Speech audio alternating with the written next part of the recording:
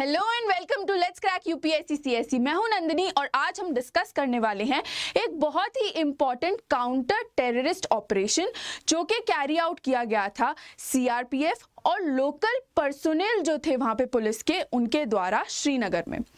Over the time अगर हम इस चीज़ को एनालाइज करें तो हम देखेंगे कि 2 साल में ये पहला एक बहुत बड़ा एक गन फाइट स्टैंड ऑफ है जो कि ओवर द टाइम रिपोर्ट किया गया। अब ये इतना इंपॉर्टेंट डिस्कशन के लिए इसीलिए है क्योंकि जो सीआरपीएफ और लोकल पर्सोनेल जो थे उन्होंने काफ़ी ज़्यादा यूनिक और इजी ग्राउंड बेस्ड टैक्टिक्स का इस्तेमाल करके इस पर्टिकुलर अटैक को, इस पर्टिकुलर ऑपरेशन को जो था वो अंजाम दिया। और इसी के चलते जो है ये हेडलाइंस में आ गई है न्यूज़ और इसने जो इतना सेंसेशन है वो इन पर्टिकुलर गेन कर लिया है क्योंकि जो स्मार्टनेस थी, जो टैक्टिक्स थी वो बाकायदा तारीफ है। एंड ये हो जाता है important with the ambit of discussion इसीलिए भी क्योंकि हमको भी एज फ्यूचर ऑफिसर्स पता होना चाहिए कि जो काउंटर स्ट्रैटेजीज होती हैं किसी भी प्रॉब्लम को डील करने के लिए वो इतनी सिंपल भी हो सकती हैं और जो रिजल्ट है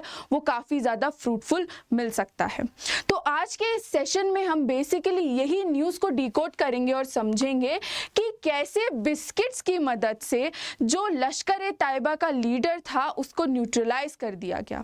इस पूरे सेशन को शुरुआत करने से पहले मैं आपको बताना चाहूंगी कि एक बहुत ही इंपॉर्टेंट अनाउंसमेंट है जो कि है हमारे स्कॉलरशिप टेस्ट से रिलेटेड। दिवाली खत्म हो चुकी है लेकिन अनअकैडमी की दिवाली अभी भी एक्टिव है।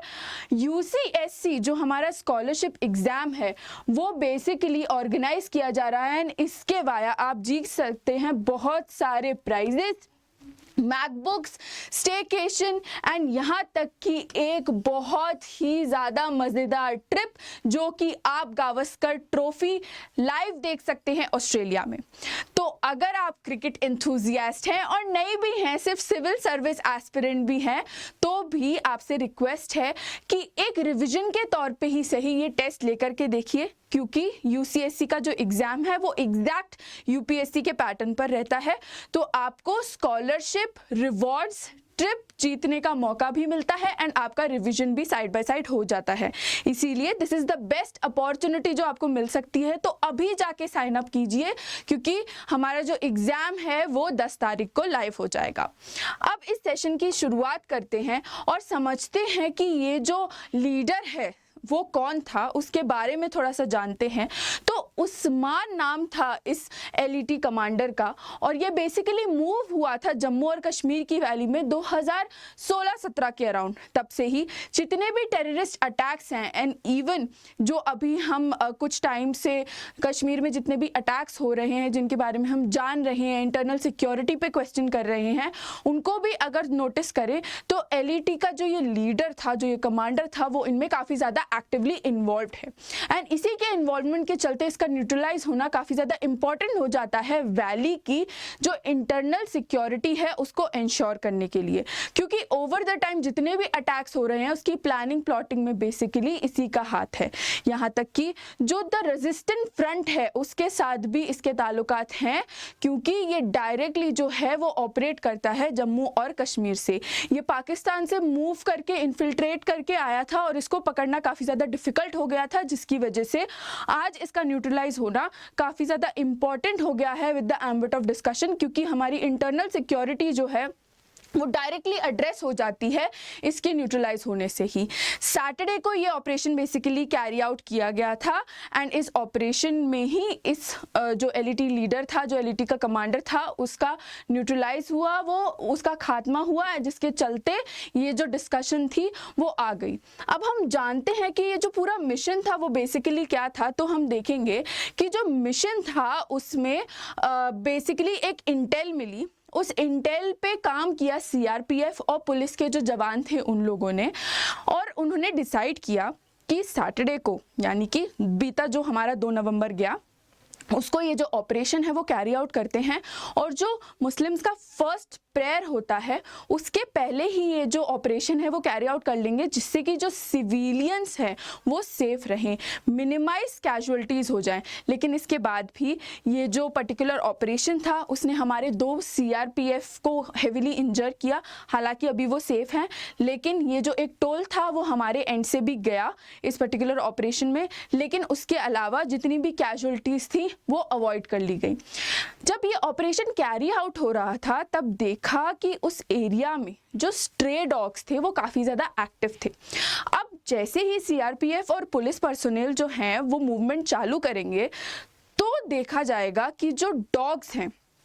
वो बार्क कर सकते हैं, वो भौंक सकते हैं, जिसके चलते जो भी हमारे छुपे हुए दुश्मन हैं, जो टेररिस्ट हैं बेसिकली, जो हाइडआउट्स में बैठे हुए हैं, अपनी टकटकी लगा के देख रहे हैं कि कौन उनके मूवमेंट पे नज़र रख रहा है, कौन नहीं रख रहा, वो अलर्ट हो जाएंगे। अब इनको कैसे टैकल किया जाए, क्योंकि इनको संभाल तो सकते नहीं है, इनको कुछ बता तो सकते नहीं है, तो इनको टैकल करने के लिए सीआरपीएफ और लोकल पर्सोनेल्स ने बड़े स्मार्टली बिस्किट्स का इस्तेमाल किया। अब ये प्लान फेल भी हो सकता था और पास भी हो सकता था, लेकिन यूज़ करना इंपॉर्टेंट था क्योंकि उस टाइम पर ऑपरेशन कंडक्ट करना बहुत इंपॉर्टेंट था। एंड उसी के चलते देखा गया कि जैसे ही ये जो पुलिस पर्सोनेल्स थे उन्होंने ऑफ़र किया डॉग्स को बिस्किट्स, वैसे ही जो उनका रास्ता था वो क्लियर होता चला गया, जिसके चलते उनको एक क्लियर हाइडआउट्स दिखने लगे।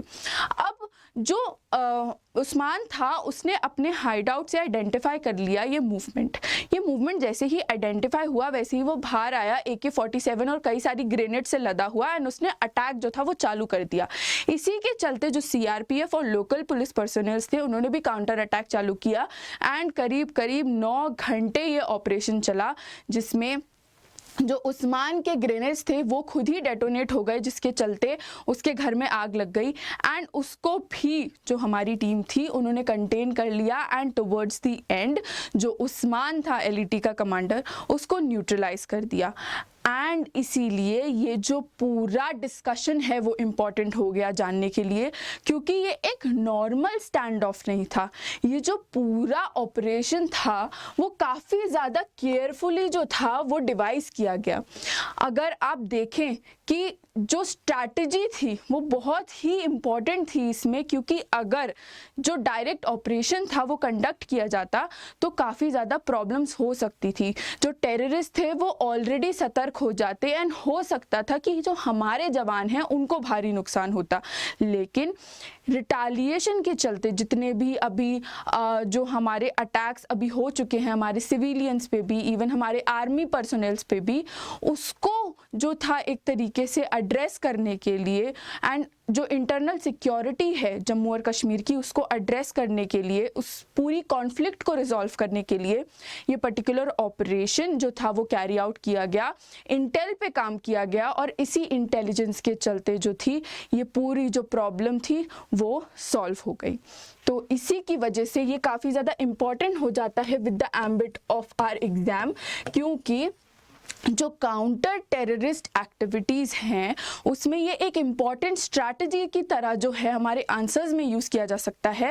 एंड इस पर्टिकुलर केस को एज अ केस स्टडी भी यूटिलाइज किया जा सकता है कि कैसे जो सीआरपीएफ और पुलिस पर्सोनेल्स थे उन्होंने स्मार्टली इस पर्टिकुलर ऑपरेशन को कैरी आउट किया। टाइम एंड अगेन जो सीआरपीएफ है, आर्मी पर्सोनेल्स हैं, इवन जो गवर्नमेंट है वो बार बार ऐसी स्ट्रैटेजीज से सरप्राइज करती रहती है, बट ये जो स्ट्रैटेजीज हैं वो आती ग्राउंड लेवल पे ही हैं, एंड इसी की थिंकिंग जो है उसको फैसिलिटेट करने के लिए थोड़ा इंडक्शन ज़रूरी है, जिसकी वजह से ये जो केस स्टडीज़ हैं वो इम्पॉर्टेंट हो जाती हैं with the ambit of discussion, and hence we the team of let's crack UPSC CSE got this to you. So if you do like the session, then please like, share, comment and subscribe to our channel if you already haven't. अगर अभी तक आपने subscribe नहीं किया है तो अभी के अभी सब्सक्राइब करें, बेल आइकन को पुश करें, जिससे जितने भी रीसेंट अपडेट्स हैं वो आप तक पहुंचे, एंड इवन हमारा जो टेलीग्राम चैनल है जिसका लिंक डिस्क्रिप्शन बॉक्स में है आप उसको भी फॉलो कर सकते हैं, जिससे आपको जो और भी रीसेंट चीज़ें, डेवलपमेंट्स एंड इवन जो सब्जेक्ट मैटर है उसके बारे में जितनी भी बातचीत होती है, जितने भी लेक्चर्स पब्लिश होते हैं वो आप तक सबसे पहले आएँ। With this is me Nandini, your educator for the day, signing off. Hope you like the session.